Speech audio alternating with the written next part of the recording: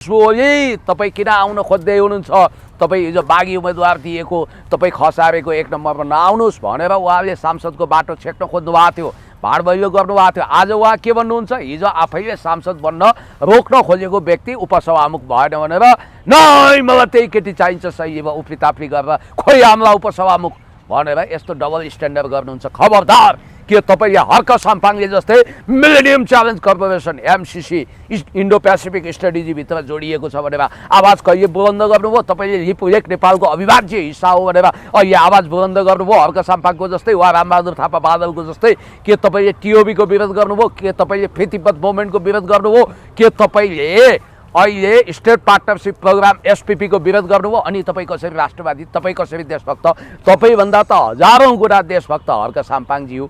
यद्यपि हर्क साम्पाङज्यूको पछिल्लो स्ट्याटसमा मेरो विनम्र 1-2वटा कुरामा फरक मत छ, म त्यो एकछिनपछि राखौँला। त्यो चोर उसैको ठुलो चोर भन्ने पनि एउटा चलन छ। विगतमा हर्क साम्पाङज्यूले कसैप्रति लक्षित गरेर साँच्ची फलानाजी तपाईँको विषयमा पनि मुद्दा परेको रहेछ, अरूको चाहिँ सानो तिल्ला पनि पहाड बनाउनुहुन्छ, तपाईँले त भयानक अरूको महानतालाई पनि देख्नुहुन्न, आफ्नो कमजोरीलाई पनि ढाकछोप गर्नुहुन्छ। के हो भनेर के लेखिदिनु भएको थियो, पुरै पूर्वाग्रही हुनु। विगतमा कालापानी लिम्पियादुराको महान नक्सा जारी गर्ने केपी शर्मा ओलीज्यूलाई पनि खोइल्याउन चुक्नु भएन। त्यति मात्रै होइन, तपाईँलाई अब गङ्गा आए गङ्गादास, जमुना आए जमुनादास भने जस्तो प्रचण्ड शक्तिशाली हुँदा प्रचण्डको दाइना हुनुभयो होइन। अब कहिले राजा आउँछ भनेर डुक्रिनुहुन्छ। अब अहिले राष्ट्रपाको प्यारो हुनुभएको छ, घरि रविवादी घरि बालनवादी, के हो उहाँको चालाबाला।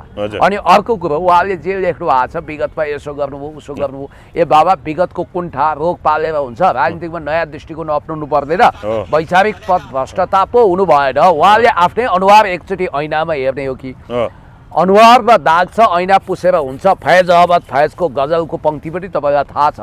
त्यस कारणले गर्दाखेरि उहाँको चरम दृष्टिदोष यहाँ देखिन्छ। उहाँले अपमान गर्नुभएको छ र उहाँको यो घटिया दृष्टिकोणलाई खारेज गर्नुपर्छ।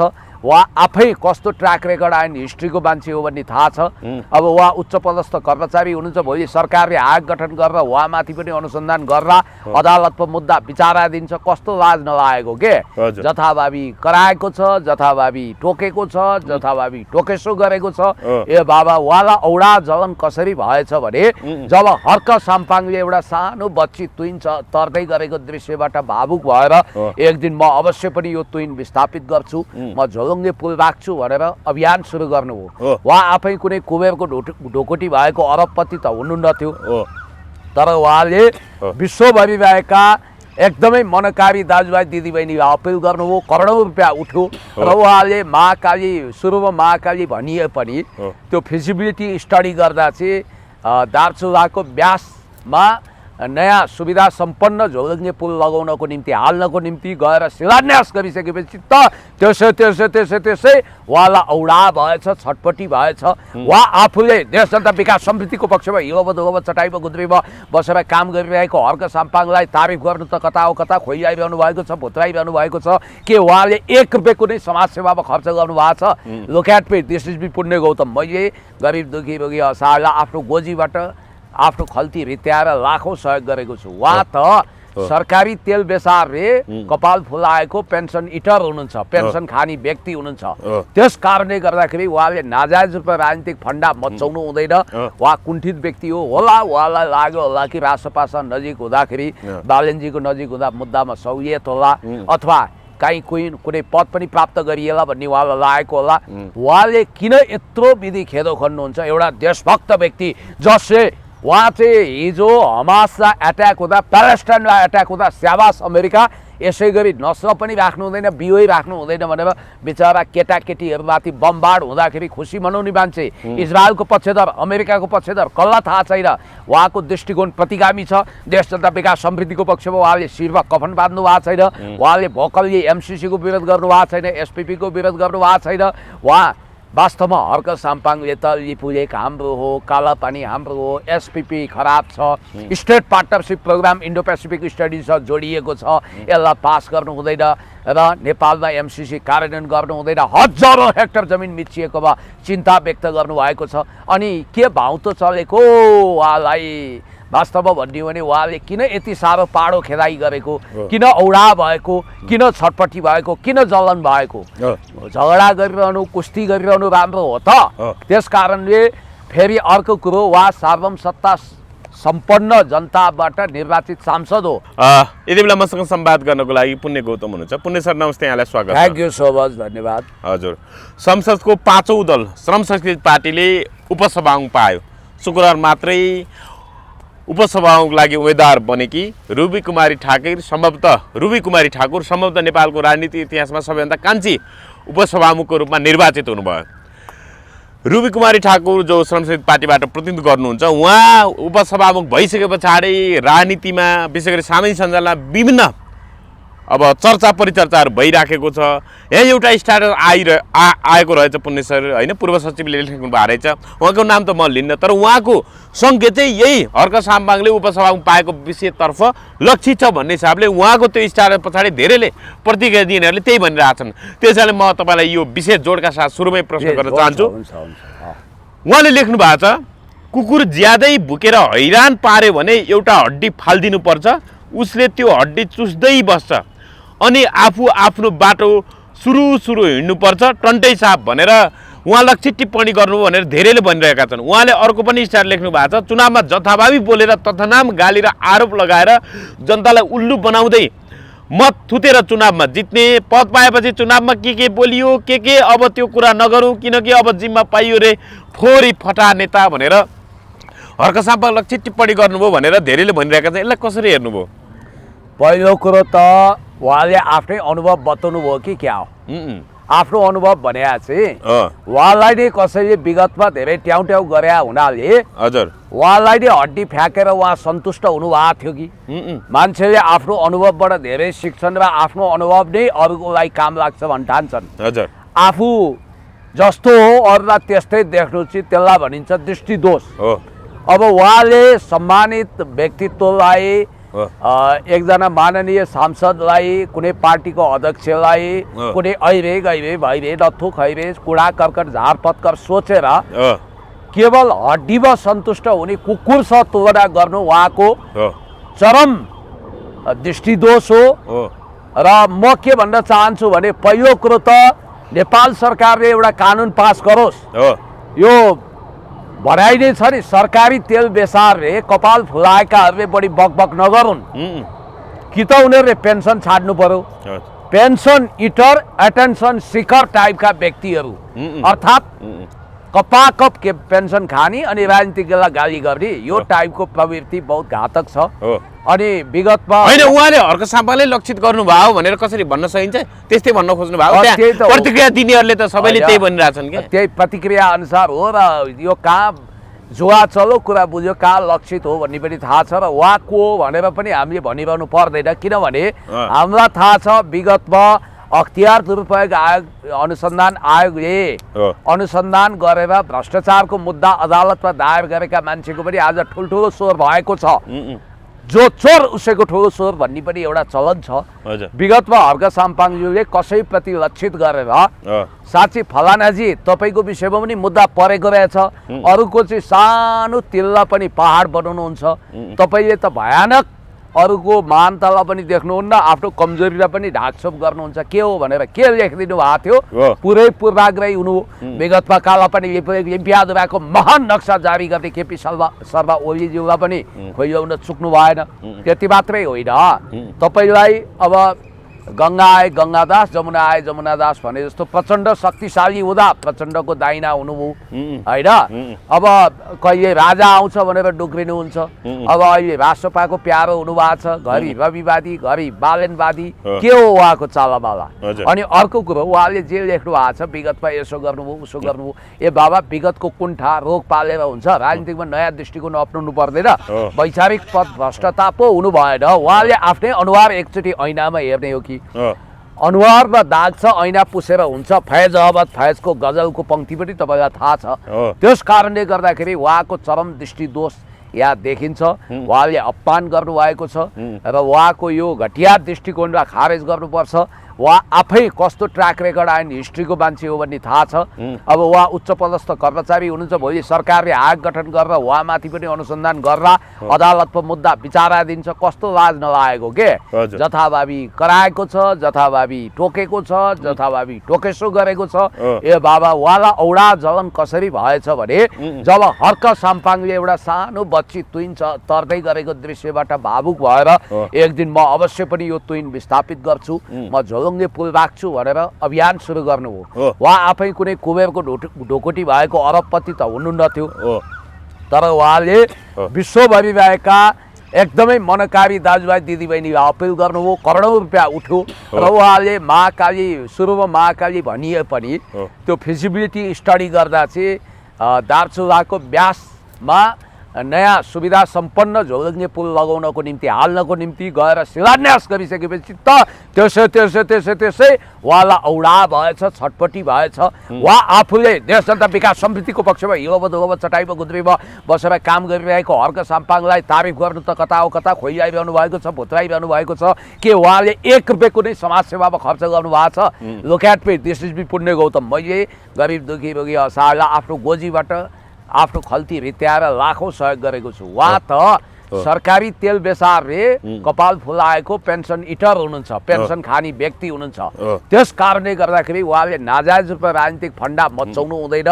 उहाँ कुण्ठित व्यक्ति हो होला, उहाँलाई लाग्यो होला कि रासपासा नजिक हुँदाखेरि, बालेनजीको नजिक हुँदा मुद्दामा सहुलियत होला अथवा काहीँ कुनै पद पनि प्राप्त गरिएला भन्ने उहाँलाई लागेको होला।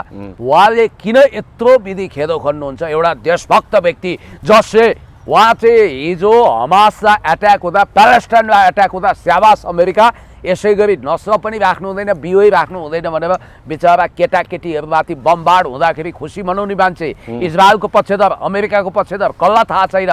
उहाँको दृष्टिकोण प्रतिगामी छ। देश जनता विकास समितिको पक्षमा उहाँले शिरमा कफन बाँध्नु भएको छैन, उहाँले भोकलले एमसिसीको विरोध गर्नु भएको छैन, एसपिपीको विरोध गर्नु भएको छैन।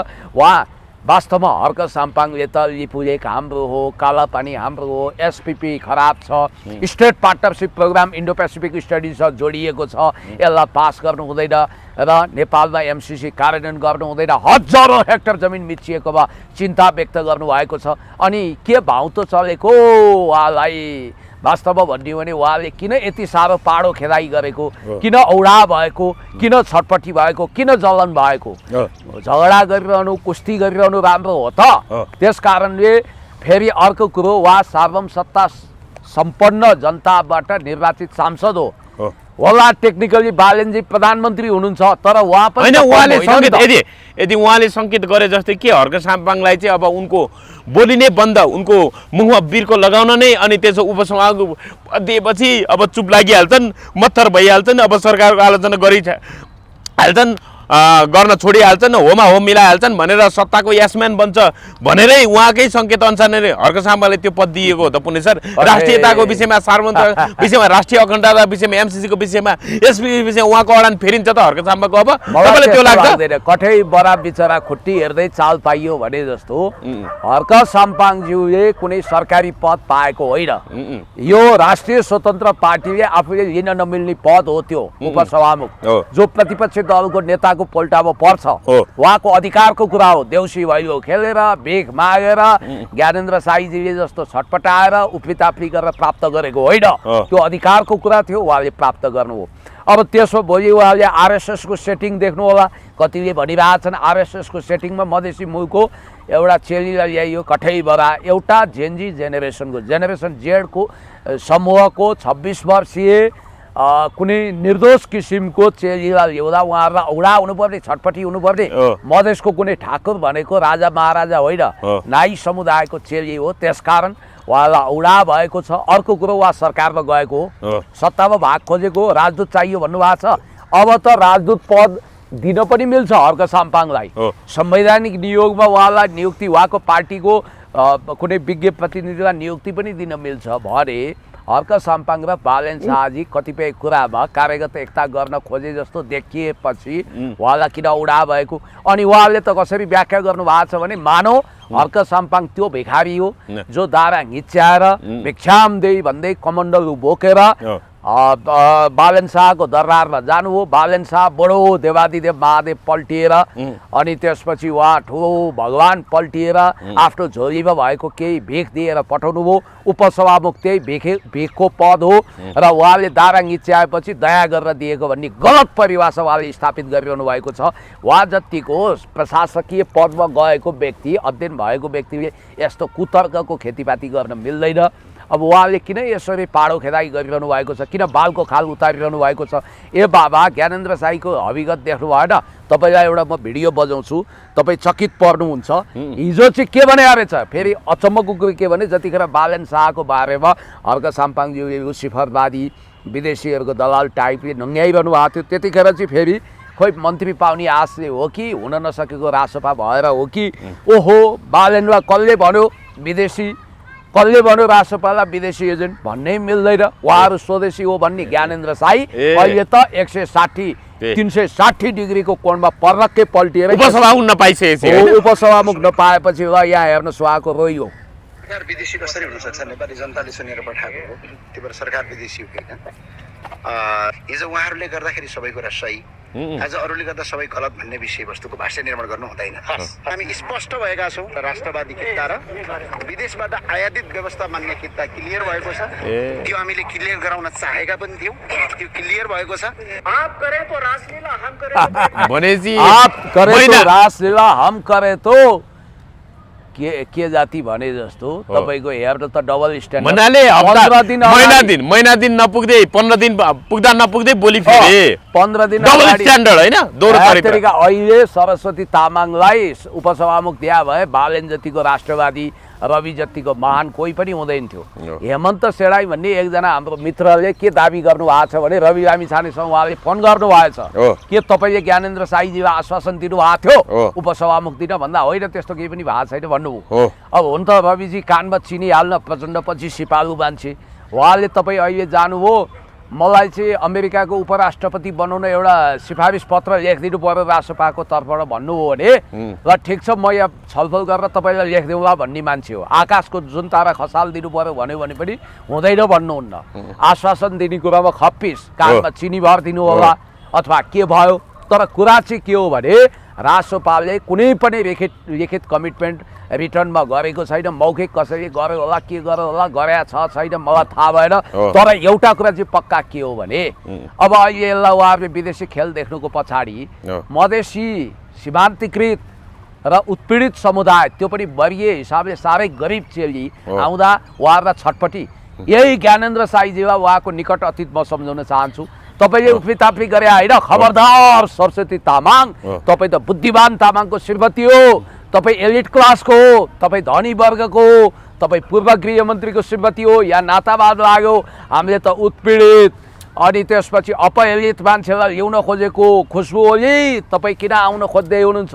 तपाईँ हिजो बागी उम्मेदवार दिएको तपाईँ खसारेको 1 नम्बरमा नआउनुहोस् भनेर उहाँले सांसदको बाटो छेक्न खोज्नु भएको थियो, भाडभैलो गर्नुभएको थियो। आज उहाँ के भन्नुहुन्छ? हिजो आफैले सांसद बन्न रोक्न खोजेको व्यक्ति उपसभामुख भएन भनेर नै मलाई त्यही केटी चाहिन्छ शैलीमा उफ्रीताफ्री गरेर खोइ हामीलाई उपसभामुख भनेर यस्तो डबल स्ट्यान्डर्ड गर्नुहुन्छ। खबरदार के तपाईँले हर्क साम्पाङले जस्तै millennium challenge corporation MCC Indo Pacific स्ट्रेटेजीभित्र जोडिएको छ भनेर आवाज कहिले बुलन्द गर्नुभयो? तपाईँले लिपुलेख नेपालको अविभाज्य हिस्सा हो भनेर अहिले आवाज बुलन्द गर्नुभयो हर्क साम्पाङको जस्तै, वा रामबहादुर थापा बादलको जस्तै? के तपाईँले टिओबीको विरोध गर्नुभयो? के तपाईँले फेरि तिब्बत मुभमेन्टको विरोध गर्नुभयो? के तपाईँले अहिले स्टेट पार्टनरसिप प्रोग्राम एसपीपीको विरोध गर्नुभयो? अनि तपाईँ कसरी राष्ट्रवादी, तपाईँ कसरी देशभक्त? तपाईँभन्दा त हजारौँ गुणा देशभक्त हर्क साम्पाङज्यू। यद्यपि हर्क साम्पाङज्यूको पछिल्लो स्ट्याटसमा मेरो विनम्र 1-2वटा कुरामा फरक मत छ, म त्यो एकछिनपछि राखौँला, त्यो बेग्लै कुरा हो। तर कुरा के हो भने उहाँले चाहिँ ठुलो राष्ट्रवादी पल्टिनुको कुनै तुक छैन, राष्ट्रियतालाई पद साट्नु हुँदैन। अब यहाँ हर्क साम्पाङ पूर्व सचिवकै कुरा चाहिँ उहाँले अर्को के लेख्नु भएको रहेछ, राजसभा लक्षित टिप्पणी पनि उहाँले गर्नु भएको रहेछ। उहाँले के लेख्नु भएको रहेछ भने, देख्दैछु राजसभामा गएर सांसद भएकाहरू जेलमा बसे जस्तो नियन्त्रित भएको महसुस गरिरहेका जस्ता देखिन्छन्। हिजोसम्म सामाजिक अभियन्ता बनेर बाँदर जस्तो स्वतन्त्र रूपमा डुल्ने, गोक्रो फुल्याउँदै दुनियाँलाई गाली गर्ने, टिकटक रिल बनाउने, नाच्दै फेसबुक लाइभ गर्ने र खुब पैसा कमाउने गर्थे। अहिले सांसद भएपछि सबै चिज खलास। हिजो अरूलाई खुब गाली गर्थे, अहिले आफू नै गाली खाने बेन्चमा बस्न पुगेका छन्। अरूले गाली गर्यो भनेर साइबर ब्युरो धाउँदै गरेको पनि देखिन थालेका छन्। विगतको आफ्नो बानी बिर्से। कहाँ हिजोको त्यो फुक्काफाल जिन्दगी, कहाँ अहिले कैदी जस्तो जिन्दगी बिचराहरू। मलाई चाहिँ हिजो पनि मजा थियो, आज पनि उस्तै मजा छ भनेर लेख्नु भएको छ। अब उहाँ त सधैँभरि अरूलाई गाली गरेर सन्तुष्ट हुनुहुन्छ। यो चाहिँ अर्धसत्य हो है, केही कुरा सत्य पनि छ यसमा। किनभने विगतमा हाहाकार गरेर अटेन्सन सिकर भएर जथाभावी गाली गरेर जसलाई जे पनि भनेर रिल्स बनाउने, टिकटक बनाउने, अनेक किसिमको फन्डा मचाउनेहरू अहिले वास्तवमा भन्ने हो भने एउटा संसद रूपी कारागारभित्र कैद भएको जस्तो देखिएकै हो। तर अब बिन्दास छु, जे पनि बोल्न स्वतन्त्र छु भन्दै भए स्वतन्त्रताको माने अराजकता होइन। अब उहाँहरूको एउटा टिम छ क्या, यो देशभित्र एउटा सोकल्ड गिरोह छ। त्यसले के गरिदिन्छ भने हर्के हवलदार हेर त, यसको अडान पनि छैन। छेपारोले रङ फेर्ने कुरामा प्रचण्डलाई सकेनन्। प्रचण्ड बढी रङ फेरुवा भए, प्रचण्डलाई पनि उछिनेर हर्क साम्पाङ आए। हिजो आफै विदेशी दलाल भनेको मान्छेसँग लपक्कै टाँसिए, आफै त्यहाँ लुसिफरवादीहरूसँग सम्झौता गरे। त्यसकारण यिनीसँग सिद्धान्त पनि छैन, विचार पनि छैन। पदको लागि जहाँ पनि सम्झौता गर्छन्, विचार भाँड बजाओस् भन्छन् भनेर वाहियात किसिमको आरोप लगाइरहेको पनि हामीले देखेका छौँ। त्यसकारण यो भाँड भयो गर्ने, वाहियात कुरा गर्नेहरू वास्तवमा भन्ने हो भने अराजनीतिक मान्छे हुन्। राजनीतिमा कूटनीति भन्ने पनि केही होला नि त। यो नेपाली समाजमा सबभन्दा गलत व्याख्या के हो भने मानव हर्क साम्पाङ सरकारमै गए जस्तो गरिरहेछन्। र हर्क साम्पाङ पनि मलाई लाग्छ उहाँ बालेनप्रति त्यति धेरै नतमस्तक हुनुहुन्न, उहाँ त्यति धेरै तपाईँको भावुक हुनुहुन्न भन्ने मेरो विश्वास हो। र उहाँ सरकारमा नगएर आफ्नो पोजिसन क्लियर गरिसक्नु भएको छ। त्यसकारण उपसभामुख पद राप्रपाले पाउँदा चाहिँ वाह क्या बात हुने त्यही पद होइन। त्यही ज्ञानेन्द्र साईजी हाम्रो तपाईले अब के भन्नु छ भने हाम्रो इन्स्टिट्युसनल मेमोरी कमजोर छैन। तपाईले विगतमा आफैले सरस्वती लामा सांसद हुन योग्य हुनुहुन्न। सरस्वती तामाङ वा बुद्धिमान तामाङको श्रीमती कोलबान घिसिङको सासू धनी वर्गको भन्नुहुन्छ, गरिब चेली उत्पीडित वर्गको चेली आउँदा तपाईँहरूलाई औडा किन हुनुपर्ने? बरु तपाईँको किञ्चित प्रजातान्त्रिक छाती थियो भने तपाईँले के भन्नु पर्थ्यो थाहा छ? तपाईँले भन्नु पर्थ्यो। हुन त हामीले उपसभामुखमा ट्राई गऱ्यौँ, कोसिस गऱ्यौँ, पाएनौँ, केही छैन।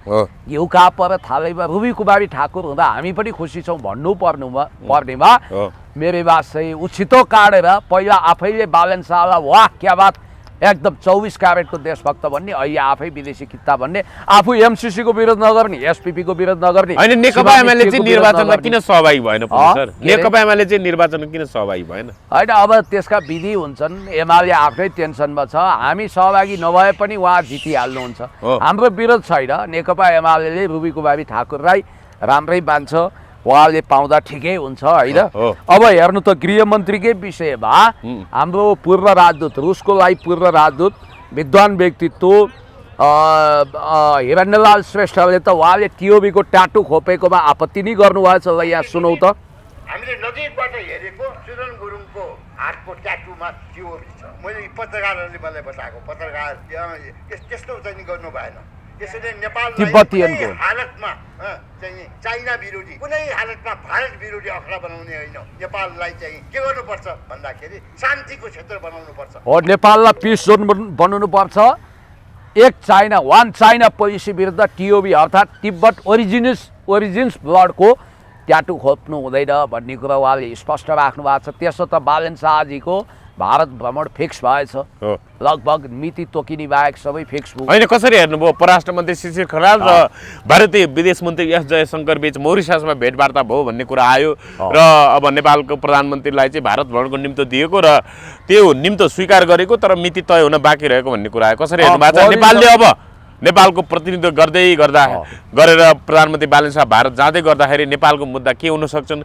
जस्तो भारत र चीनबीच सीमा व्यापार गर्ने जो लिपुलेख मार्फत नेपालको भूमि भएर सीमा व्यापार गर्ने सम्झौता फेरि अगाडि बढाउने कोसिस गरिरहेका छन्। यसलाई कसरी हेर्नु भएको छ? अब नेपालले कस्तो मुद्दा उठाउनु पर्ला, कसरी हेर्नु? अब मौरिससलाई भारतले लगभग आफ्नै टापु जस्तो ठान्छ।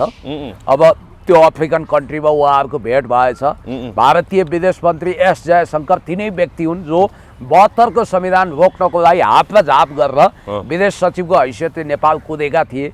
उनले सकेनन्। त्यतिखेर संविधान बोक्न 72 जारी भयो। अब यिनी एस जयशंकर संयोगले अहिले भारतको विदेश मन्त्री छन्, मोदीको दाइना छन्, पढ-लेखेको सोच्छन्, तर विदेश नीति उनको धेरै फेलियर भइरहेको छ।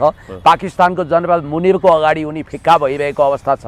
खास गरी यो मिडल इस्टको वारको विषयमा भारत धेरै नै पछाडि परेको छ। आफूलाई विश्वगुरु ठान्ने मोदीको विदेश मन्त्री र नेपालको विदेश मन्त्री, नेपालका परराष्ट्र मन्त्री शिशिर खनालको बिचमा कुराकानी भइसकेपछि मैले त सोचेको थिएँ बालेन शाहजीले आफ्नो छवि नयाँ तरिकाले कायम गर्नुहुन्छ। जसरी पूर्व प्रधानमन्त्रीहरू मनमोहन अधिकारी, केपी शर्मा ओलीज्यू, झलनाथ खनालले, इभन प्रचण्डले पनि पहिलोचोटि प्रधानमन्त्री हुँदा कोहीले चाइना कोहीले रसियाबाट सुरु गर्नुभएको थियो नि पहिलो भिजिट। बालेन शाहले भारत नभएर अरू कुनै थर्ड कन्ट्रीबाट सुरु गर्नुहुन्छ भन्ठाने होइन। उहाँलाई चाइनासँग त एलर्जी देखिन्छ, त्यो नहुनुपर्ने। बेल्ट एन्ड रोड इनिसिएटिभ अन्तर्गत चाइनाले खरबौँ रुपियाँ नेपालको इन्फ्रास्ट्रक्चर डेभलपमेन्टको लागि ऋण होइन अनुदान दिन ठिक्क परेको छ। उहाँहरू बिआरआईको एमओयूमा गरेको सम्झौता कार्यान्वयन गर्नुहुन्न, तर world bank, IMF, international monetary fund, world bank र एडिबी, एसियन डेभलपमेन्ट ब्याङ्कबाट सफ्ट लोनको नाममा ऋणको भारी हामीलाई अहिले उहाँले बोकाइसक्नुभयो। 35 अरबौँ खरबौँ रुपियाँ त्यहाँबाट लिन तयार हुनुहुन्छ। नेपाल र चाइनाको सम्बन्ध भनेको sweeter than honey, deeper than ocean, higher than mountain, हिमालभन्दा अग्लो, सागरभन्दा गहिरो, महभन्दा मिठो छ भनेर ऐतिहासिक रूपमा तत्कालीन चिनिया प्रधानमन्त्री चाउ एन लाईले त्यसरी आइडेन्टिफाइड गर्नुभएको थियो, त्यसरी त्यसको इन्टरप्रिटेसन गर्नुभएको थियो। अब यहाँनिर सवाल के भने बालेन शाहले पहिलो भिजिट भारतको नगरेर अरू देशको गरेको भए यसको राष्ट्रवादी म्यासेज जान्थ्यो, पहिलो नम्बर।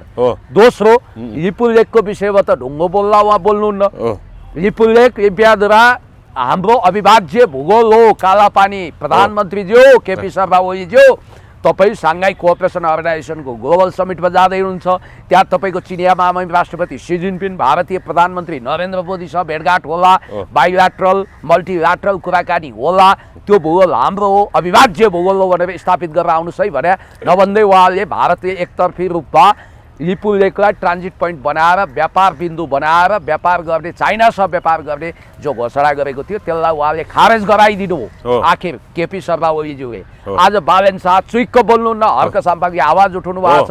चुच्चे नक्सा कहाँ गायब पारियो, खोइ सरकारी कार्यालयमा त्यो देखिन छोड्यो भन्नु पनि भएको छ उहाँले, हर्क साम्पाङले पनि भएको छ। अझ उहाँले त विगतमा ग्रेटर नेपालको नक्सा राख्नु भएको थियो, हिन्दी फिल्म बहिष्कार भन्नुभएको थियो। अहिले फोक्का फाल के हो हिन्दी फिल्म चलिरहेको छ। आजदेखि चल्ने म यहाँ प्रिमियरमा जान हतारिएको छु। पहाड भन्ने फिल्म पनि अब अतिक्रमण होइन, त्यसको सफलता कहाँ भन्नु पुलिस तपाईँको मेसेन्जर एउटा समाचार आएर त्यो अलिकति पढेर पनि सुनाउनु होला। अलिकति बालेन शाहले हिजो प्रधानमन्त्री नहुँदै गर्दा, महानगर प्रमुख हुँदै गर्दाखेरि तत्कालीन प्रधानमन्त्री केपी शर्माले बोलेको विषय र अहिलेको प्रधानमन्त्री बालेन शाह र राष्ट्रिय स्वतन्त्र पार्टीका सभापति रवि लामिछानेलाई विभिन्न तथानाम गाली गलोजका सहित भिडियो हालेको भन्दै युट्युबर रोशन पोखरेल पक्राउ गरेको विषयमा समाचार छ, अलिकति त्यसलाई अलिकति प्रश्न पारिदिनु होला तपाईँ। यहाँ एउटा आएको रहेछ तपाईँको युट्युबर पक्राउप्रति जेनजी मोमेन्टको आपत्ति, तत्काल रिहाईको माग, बोलेको आधारमा कारवाही गर्ने हो भने बालेन शाहलाई भनेर यसरी किन पक्राउ नगर्ने भनेर आएको। जेनजी मोमेन्ट नेपालले युट्युबर रोशन पोखरेललाई तत्काल रिहा गर्न माग गरेको छ। अभिव्यक्तिकै आधारमा पक्राउ गर्नु गलत र आपत्तिजनक भन्दै जेनजी मोमेन्टले विज्ञप्ति मार्फत आपत्ति जनाएको हो। अभिव्यक्ति स्वतन्त्रताको रक्षा गर, अधिनायकतर्फ बाततर्फ नजाऊ भन्दै प्रवक्ता विजय शाहद्वारा जारी विज्ञप्तिमा भनिएको छ। अभिव्यक्ति स्वतन्त्रता प्रत्येक नागरिकको मौलिक अधिकार हो जसको संरक्षण लोकतान्त्रिक व्यवस्थाको आधार हो। प्रधानमन्त्री स्वयंको विगतको अभिव्यक्ति स्मरण गराउँदै विज्ञप्तिमा विचार र अभिव्यक्तिको आधारमा नागरिकलाई अपराधीको रूपमा हेर्ने प्रवृत्तिले लोकतन्त्रलाई कमजोर बनाउने ठहर गरिएको छ। प्रधानमन्त्री बालेन्द्र शाह स्वयंले विगतमा सिंहदरबार जलाउने तत्कालीन प्रधानमन्त्रीलाई आतङ्ककारीको संज्ञा दिएको भन्दै यदि बोलेको आधारमा कारवाही गर्ने हो भने उहाँलाई किन पक्राउ नगर्ने भनेर जेनजी मोमेन्टले प्रश्न गरेको छ। प्रधानमन्त्री शाहलाई गालीगोज गरेर कन्टेन्ट बनाएको भन्दै 5 थरका युट्युबर रोशन पोखरेललाई पक्राउ गरिएको। अब यसपछि यस्तो छ, हामीले पनि स्वस्थ आलोचना गर्छौँ, गर्न पाउनुपर्छ। राम्रो काम बालेनजीले गर्दा वाह क्या बात पनि भन्छौँ। नराम्रो काम भएमा खबरदारी गर्छ। तर यो नन भेज भाषा मामुवाला शब्द छाडा शब्द चाहिँ प्रयोग गर्नु भएन है कसैले पनि। हजुर यो कुरामा हेक्का राखौँ, किनभने हरेकको आफ्नो मर्यादा हुन्छ, हरेकको आफ्नो डिग्निटी हुन्छ, हरेकको आफ्नो स्वतन्त्रता हुन्छ। प्रधानमन्त्री भने एउटा संस्था पनि हो। मैले हेर्न त हेरेको छैन, उहाँको अभिव्यक्ति हटाउनु पनि भयो होला, तर उहाँले अलिकति शब्दमा संयमता देखाउनु भएको छैन। अलि नन भेज शब्दहरू मामुवाला शब्द प्रयोग गरे हो कि भन्ने कुरा पनि आइरहेको छ। म हेरौँला, विचार गरौँला, तर उहाँलाई रिहा गरियोस्। अब चेतावनी दिएर हुन्छ, जे हुन्छ, तर अभिव्यक्ति स्वतन्त्रता लिमिट गर्न पाइँदैन। मैले अघि तपाईँलाई के भनिरहेको थिएँ भने यो सवाल तपाईँको भारत भ्रमणको विषयमा बालेन शाहजीको, त्यतिखेर बालेन शाहजीले अहिले आवश्यकता चाहिँ के थियो भने उहाँले भारत भ्रमण गर्ने भन्दा पनि भारत बाहेक उहाँलाई चाइना मन पर्दैन, मलाई थाहा छ, यो आपत्तिजनक छ। तर कुनै थर्ड कन्ट्री रसिया ससिया अथवा कुनै गल्फ कन्ट्री काहीँ भ्रमण गर्न सक्नुहुन्थ्यो। भारतलाई बद्री केदार द्वारिका पछिको चारधाम तीर्थ उहाँले मानेको, भारत भ्रमण नगरी नहुने किन? भारतलाई माइबाप सम्झिनु पर्ने किन? हाम्रो चौधरी जमिनदार हो, हामी मुन्सी हौँ, हामीले उसको नुन खाएका छौँ, हामी सेटेलाइट स्टेट हौँ, हामी क्लाइन्ट स्टेट हौँ, हामी दास हौँ, हामी दलाल हौँ, हामी चाकडीबाज हौँ। हाम्रो हजारौँ हेक्टर जमिन मिचिएको विषयमा हर्क साम्पाङले सायद खबरदारी गर्नुहुन्छ। त्यहाँ अलिकति होइन, हर्क साम्पाङको विषयमा पूर्व सचिवले अर्को पनि त्यहाँ स्ट्याटस सेयर गर्नुभएको छ, ठ्याक्कै त्यहाँ हेर्नुहोस् त तपाईँले। उहाँले त गरे गर्नुहुन्छ, अब उहाँले खेदै गर्नुहुन्छ, उहाँको नियतमाथि नै प्रश्न उठिसक्यो। हर्क साम्पाङलाई भनेको कुरा त अहिले हेर्नु तथ्यहरूले त्यही त तथ्यहरूले अब शङ्का बढाउँदैछ। हो हो हो हो उहाँले के लेख्नु भएको छ हेर्नुहोस् त, त्यो कार्टुन सेयर गर्नुभएको छ उहाँले। कार्टुन सेयर गर्नुभएको छ, म हेर्दैछु। तपाईँले खोइ कहाँ पठाउनु भयो मलाई? होइन, आइसकेको छ, हेर्नुहोस् त कार्टुन। कुन कार्टुन सेयर गर्नुभयो? खोइ किन आएन मलाई? आइसकेको छ यहाँ, रिफ्रेस गर्नु न एकचोटि। ओके, म रिफ्रेस गर्दैछु। भनेपछि उहाँले कार्टुन पनि सेयर गरिरहनु भएको छ। अब घोच्न पेच्न अनेक गर्न छोडिरहनु भएको छैन। अब यहाँ म हेर्दैछु, किन आएन तपाईँको? फेरि एकचोटि कृपया पठाइदिनुहोस् मलाई। त्यही लिएर यहाँ म देखाउँछु तपाईँहरूलाई। यहाँ कार्टुन रहेछ। उहाँले के कार्टुन देखाउनु भएको छ भने रासोपाको एक गोलीले दुई शिकार गर्यो, माटो चट हलो खलास। गरेछ, हेर्नु कार्टुन सेयर गर्दै। मान गए उस्ताद, हलो खत्म भयो, अनि माटो चट भयो भनेर यसरी गर्नु भएको छ। उपसभामुख दिएपछि अनि हर्क साम्पाङलाई पनि लालमोहन खुवाइया रसबरी खुवा जस्तो देखाउनु भएको छ। अनि यता बिचरा अब को हो त्यो गरेको उपसभामुख दिएपछि मुखै बन्द भयो भने जस्तो कार्टुन सेयर गर्नु। अर्को एकातिर हर्क साम्पाङ, अर्को ज्ञानेन्द्र साईले आश गरे, लालमोहनै पाएनछन् उपसभामुखको भन्ने देखाएको छ। अनि यो ज्यादती, यो अनावश्यक रूपमा रोइयो गरिरहनु भएको छ, यो गलत छ। उहाँले यसरी घोषपेच गर्नु हुँदैन। होइन, उहाँहरूलाई के लाग्छ यो कसैको बाउको फादर्स प्रपर्टी हो उपसभामुख? सकेको भए त राष्ट्रपालले आफै राख्थ्यो त गाठे, आफूले राख्न नमिल्ने हुनाले होइन यो सरकारमा अहिले अब लाग्छ। जस्तो राष्ट्रपा अलिकति सबैलाई समेट्यो भनेको भए त दुईटी आए पनि अरूलाई पनि सरकार सहभागी गरौँ भन्थ्यो होला नि त, त्यो प्रस्तावै गरेन राष्ट्रपा। राष्ट्रपाको 7 जना सांसदहरू गाईकृत त्रिशूल गरेर आएको होइन, चिट्ठा परेर आएको होइन, यो दया गरेर अनुदान दिएको होइन, राष्ट्रपालले बनाएको होइन, उहाँहरूलाई जनताले चुनेको, यो कुरा भुल्नु हुँदैन। मेरो अलिकति हर्क साम्पाङज्यूको सबै कुरो भयो, राम्रो छ, एकदमै गजब छ। तुइन विस्थापित गर्नुभयो, महान मानवीय काम गर्नुभयो, वाह क्या बात। होइन, अहिले त नजिकै पुलमाथि पुल बनायो भनेर पनि आलोचना गर्न थाले। छोड्नुहोस्, आलोचनाको लागि यो धेरै आलोचनाको खुनखुत्रो नगरौँ कि, बेकारका कुरा हुन्। मानसिक रोगीहरूले कहाँ के बोल्छन् त्यसैलाई आधार बनाएर आधा घन्टा हामीले आधा तोलाको जिब्रो फड्कार्नु सट्टा बरु एक धार्नीको टाउको हल्लाइदिने बस सिद्धिन्छ। तपाईँलाई अर्को कुरो म के भन्छु भने हर्क साम्पाङज्यू, हुन त तपाईँ हामीभन्दा बुझ्ने हुनुहुन्छ, जान्ने हुनुहुन्छ, सायद मेरो बुझाइमा कमी भयो कि तपाईँले त्यहाँ एउटा शब्द प्रयोग गर्नुभएको छ, यो भ्रमण उपलब्धिमूलक होस् भनेर। उहाँले एउटा स्ट्याटस लेख्नु भएको छ, जीवनमा पहिलोचोटि स्ट्याटस लेखेर सम्माननीय प्रधानमन्त्री बालेन्द्र शाह भन्नुभएको छ, धन्यवाद छ, ठिक छ। उपलब्धिमूलक होला भनेर आशा गर्नु चाहिँ तपाईँको भावुकता हो कि? किनभने अहिलेसम्म भारतले हामीलाई थाङ्नामा सुताएको छ, आश्वासन दिएको छ र हजारौँ हेक्टर जमिन महाकालीमा मात्रै अतिक्रमित भएको छैन है अर्को साम्बाङज्यू। तपाईँ त विगतमा शिरमा कफन बाँधेर कालापानी बिहादुवा नेपालको हुनुपर्छ, एमसिसी गलत छ भनेर जननी जन्मभूमि स्वर्गादपि गरिएसी मदवान आर ग्रेटर देन हेभन, आमा र देश स्वर्गभन्दा प्यारो हुन्छ भनेर शिरमा कफन बाँधेर तपाईँले राष्ट्रियता बचाउनको निम्ति सुदृढ सङ्घर्ष गर्नुभएको गौरवशाली इतिहास तपाईँसँग लगाउनुपर्छ भन्ने, भिसा पासपोर्ट लागू गर्नुपर्छ, अब सीमा रेगुलेट गर्नुपर्छ भन्ने आवाज तपाईँले उठाउनु पर्यो। अर्को कुरो अब अलिकति मैले कम बुझ्या हो कि उहाँले एकदमै राम्रो बुझ्या हो, मलाई लाग्छ मेरो तपाईँको आँगनमा तपाईँले कसैलाई बाटो बनाउन दिनुहुन्न। नेपालको अविभाज्य भूगोल हो, सार्वभौम अखण्ड भूगोल 1 इन्च पनि मिचिन दिनु हुँदैन। उहाँले चाहिँ अनुमति लिएर त्यसलाई व्यापारिक नाका बनाओस् भन्नुभएको छ, नाका खोल्न दिनु हुँदैन, अनुमति लिएर पनि दिनु हुँदैन। यो भने त के भने सिंहले अगाडि आएर शिकार गर्न बरु अनुमति नदिने, पछाडि कन्याएर बरु बाँसो जस्तो आन्द्राभुँडी लैजाओस् भने जस्तो हो। भारतलाई यो अनुमति दिनु हुँदैन। त्यहाँ खबरदार त्यो ट्रान्जिट पोइन्ट बनाउने कुरा उसले खारेज गर्नुपर्छ, किनभने त्यो हाम्रो अविभाज्य भूगोल हो। म यही भन्छु। अब बाँकी कुरो हेर्नु न, अब जे गरे पनि हर्क साम्पाङलाई सुखै दिँदैनन् क्या, बस्नै दिँदैनन्, खानै दिँदैनन्। होइन अब रवि लामिछानेको अब सहकारी ठगी मुद्दा मात्रै कायम गरेर सङ्गठित अपराध र सम्पत्ति शुद्धिकरणको मुद्दा चाहिँ फिर्ता लिने योभन्दा अघिल्लो सरकार अन्तरिम सरकारले होइन अब तयारी गर्यो, त्यही अनुसार अगाडि बढायो। तर सर्वोच्चमा यो विरुद्ध रिटहरू विचाराधीन छन्। अब के छ, अब फेरि पूर्व प्रधानमन्त्री नेपाली कङ्ग्रेसका पूर्व सभापति शेरबहादुर देउबा दम्पति, पूर्व परराष्ट्र मन्त्री समेत हुनुहुन्छ आर्जु देउबा राणालाई चाहिँ सम्पत्ति शुद्धिकरण मुद्दामा अदालत पक्रपुरी जारी लिएर अब उहाँहरूको खोजी भइरहेको छ।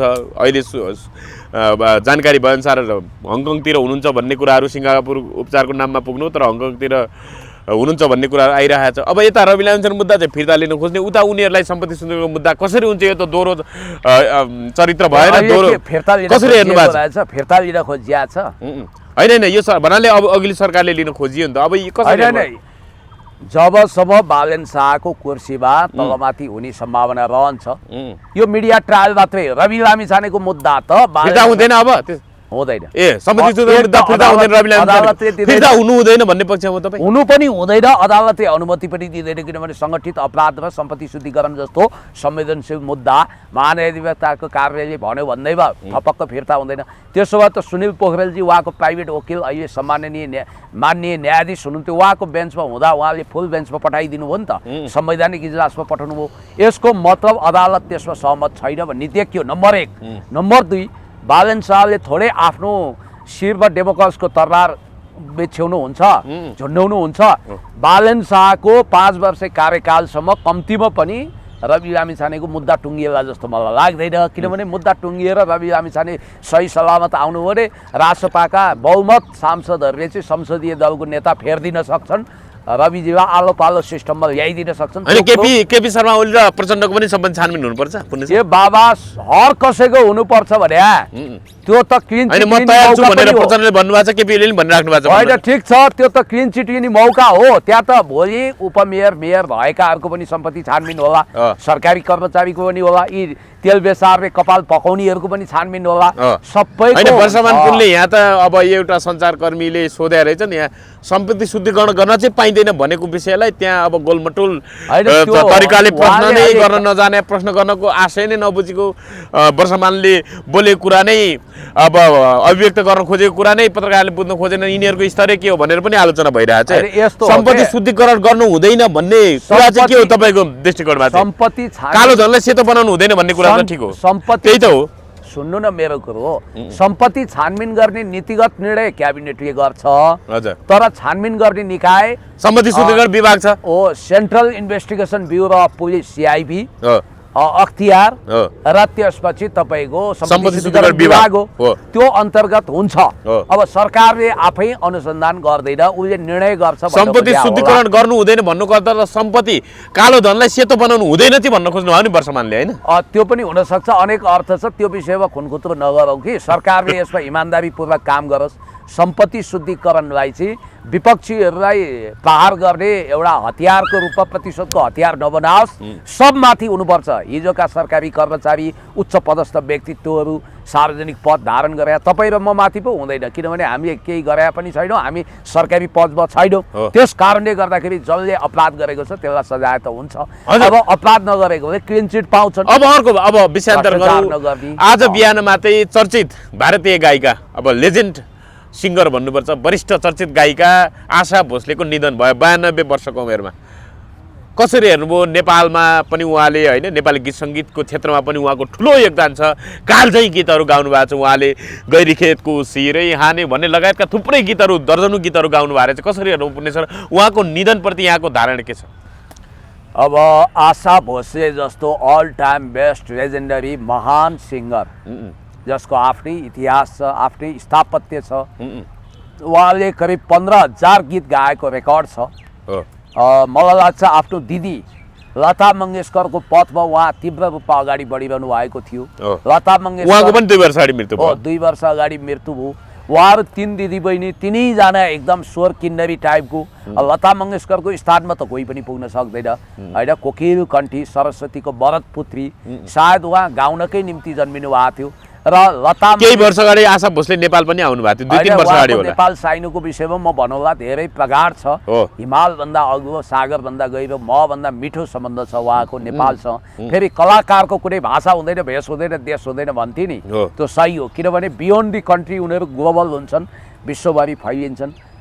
लता मङ्गेशकरले जीवनभर विवाह गर्नु भएन। आफ्नै बहिनीहरूको उषा मङ्गेशकर जसले माइती घरमा गाउनु भएको छ, लता मङ्गेशकरले पनि गाउनु भएको छ। र आशा भोसलेका गीत तपाईँले भने जस्तो प्रेमपिण्ड भन्ने फिल्ममा प्रयोग गरिएको, यादव खरेल निर्देशित गैरीखेतको सिरै हान्यो वर्षायामको दरौँदीले भन्ने गीतदेखि फेरि आयो त्यो कालो राति, स्टोरीको लिएर सम्झना लैबरी मेरो मायालु। मलाई त मेरो स्वर राम्रो छैन कि, तर मैले तपाईँलाई सम्झाइदिएँ। यस्ता कति गीत 100 करोड गीत उहाँले नेपाली भाषामा गाउनु भएको छ। नेपाली साहित्य र सङ्गीतलाई पनि उहाँले धनी बनाउनु भएको छ। अलविदा होइन, उहाँको गीतहरू जस्तो अलिकति म तपाईँलाई अलि चर्चित गीतहरू अलिकति स्मरण गराउँछु। गैरीखेतको सिरै हान्यो, बसन्त नै बस्न खोज्छ यहाँ, साउने झरीमा दियो बाली साँझको, मोहनी लाग्ला है, पहाडको माथि घुम्दै उडेर किन बढ्दैछ ढुकढुकी, आज हाम्रो भेट भएको दिन, एउटा मान्छे मनपर्छ, यति धेरै माया दिउँ म प्यार बेचिदिन्छु, तिम्रो मनमा लुकेको कुरा मेरो मनको माया त माया हो, लै बैरी मेरो मायालु को होला, मेरी मायालु गुराँस फुल्यो। प्रत्येक भागा सहित म सुनाइदिन्छु तपाईँलाई। अझ म त भागा हालेर एक शब्द भने नि गाइदिन्छु। अब हेर्नुहोस्, आशा भोसले हमेसाको निम्ति भगवानको प्यारो हुनुभयो। आज अन्तिम उहाँले दम तोड्नु भएको छ, आज अन्तिम श्वास फेर्नुभयो, आयो टप्प टिप्यो, मिति पुग्यो, टारेर टारिन्न त्यो। सायद इन्द्रको आसनमा स्वर्गका अप्सराहरूलाई नचाउन उहाँ जस्तो स्वर किन्नरी को आवश्यकता होला। त्यहाँ मोहम्मद रफी होलान्, त्यहाँ नारायण गोपाल होलान्, त्यहाँ एल्भिस प्रेस्ले होलान्, त्यहाँ उहाँको एकदमै आवश्यकता खड्किएको होला। उहाँ भगवानको प्यारो हुनुभयो। आशा भोसले जसले आरडी बर्मनसँग विवाह गर्नुभएको थियो, उहाँ पनि महान सङ्गीतकार हुनुहुन्थ्यो। हिन्दी फिल्ममा पनि उहाँले किशोर कुमार, उदित नारायण झा, मोहम्मद रफी लगायत अहिलेको गायकहरूसँग पनि गाउनु भएको थियो। जस्तो उहाँको श्रृङ्खलाबद्ध रूपमा चर्चित गीतहरू भनौँ न, गैरीखेतको सिरै हान्योदेखि बसन्त नै बस्न खोज्छ यहाँ लोलाएर, यो हो मेरो प्राणभन्दा प्यारो माइती घर, माइती घर, माइती घरदेखि साउने झरीमा त्यो गाउँको गोरेटो होस् कि दियो बाली साँझको, मोहनी लाग्ला है गाउँलेको बोलीले भन्ने, पहाडको माथि माथि घुम्दै उडेर आकाशको चारैतिर फैलिएर बादल जस्तै उडी हिँड्ने भन्ने गीत किन बढ्दैछ ढुक ढुक्की मुटुको, आज हाम्रो भेट भएको दिन, बोल्दा पनि बोल्दैनौ किन भन्ने, एउटा मान्छे मन पर्छ बोल्न सक्दिन भन्ने, यति धेरै माया दियो भन्ने, अनि माइती घरको म प्यार बेचिदिन्छु, म खै के बेचिदिन्छु, बाहर बेचिदिन्छु भन्ने, तिम्रो मनमा लोकेको कुरा मेरो मनको ढोकढोकीमा कोही आई बसेछदेखि तिम्रो मनमा लोकेको कुरा भन्दै माया त माया हुदेखि लैबरी मेरो मायालु भन्ने।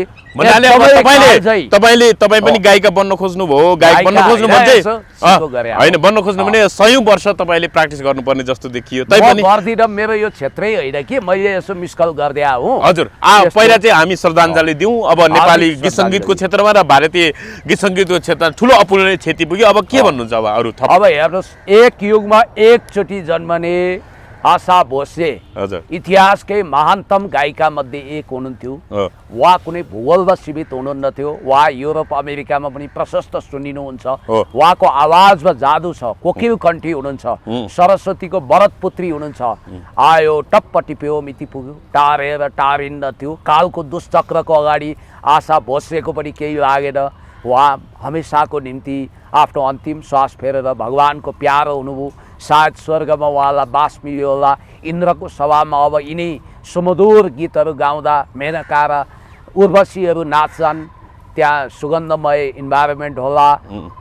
म के भन्छु भने हामी उहाँलाई धेरै मिस गर्नेछौँ। उहाँ कहाँ बित्नु भएको छ, उहाँ कहाँ मर्नु भएको छ र उहाँ त तिनै आफ्ना कालजयी गीतहरूमा बाँचिरहनु भएको छ। उहाँको हमेसा सम्झना गरिनेछ। उहाँ कहिल्यै मर्नुहुन्न। एउटा उज्जवल तारा अस्तायो भने पनि गायक हिसाबले, गायकीको हिसाबले उहाँ all time best legendary singer हुनुहुन्थ्यो।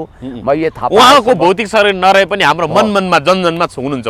मनमा मस्तिष्कमा युट्युबमा उहाँ अझै हुनुहुन्छ, सामाजिक सञ्जालमा हुनुहुन्छ, सम्झनाको एल्बममा बाँचिरहनु भएको छ, सङ्गीतमा हुनुहुन्छ, फिल्ममा हुनुहुन्छ। उहाँ मर्नु भएको छैन। अझ उहाँले त नयाँ जीवन पाउनु भएको छ। भौतिक शरीर चोला उड्यो, सायद अर्को जन्म पाउनु हो भने गायिकाकै रूपमा पाउनु होला। उहाँ एउटा तपस्वी गायिका हुनुहुन्छ। अहिले त के छ, एयरपोर्टमा ओर्यो, 10 जना ट्याक्सी लिएर जान्छन्, पैसावाल भन्ने बित्तिकै लगेर स्टुडियोमा च्याप्प समाएर गायक बनाइदिइहाल्छन्। ऊ कलौटेला पनि गायक बनाइदिए, झल्ला पनि गायिका बनाइदिएछन्। मिना ढकाल तपाईलाई पनि गायक बनाउनु बेर छैन? मलाई पनि च्यापचुप समातेर गायक बनाउन खोजेको थिएँ, तर म चाहिँ भागेँ किनभने यो क्षेत्र मेरो होइन भनेर। खैर जे होस्, लता मङ्गेशकरको बहिनी भए पनि उहाँले आफ्नो स्वतन्त्र छुट्टै अस्तित्व बनाउनु भएको थियो। अलविदा अलविदा अलविदा आशा भोसले नेपाललाई हमेसा माया गर्नुहुन्थ्यो। 2 वर्ष अगाडि पनि उहाँ आउनु भएको थियो। उहाँलाई हार्दिक श्रद्धा सुमन, हार्दिक श्रद्धाञ्जली यही भन्छु। अब अन्त्यमा भारतको मध्यस्थतामा इरान र अमेरिका बीच वार्ता भयो, तर वार्ता टुङ्गिएन। 21 घण्टा लामो वार्ता छलफलमै मात्रै सीमित भयो, निष्कर्ष निस्किएन। कसरी हेर्नु हो पुण्य सर? यति बेला अमेरिकी प्रतिनिधि त अमेरिका फर्किसकेको छ। उपराष्ट्रपति जेडी भान्सको नेतृत्वमा अमेरिकी वार्ता टोली आएको थियो। उता इरानको तर्फबाट विदेश मन्त्री अब्बास अराकाची र सभामुख आएका थिए। 21 जनाको प्रतिनिधिको मण्डल प्रतिनिधि आएका थिए, तर उनीहरूको वार्ता आफ्नै अडानमा सीमित रह्यो।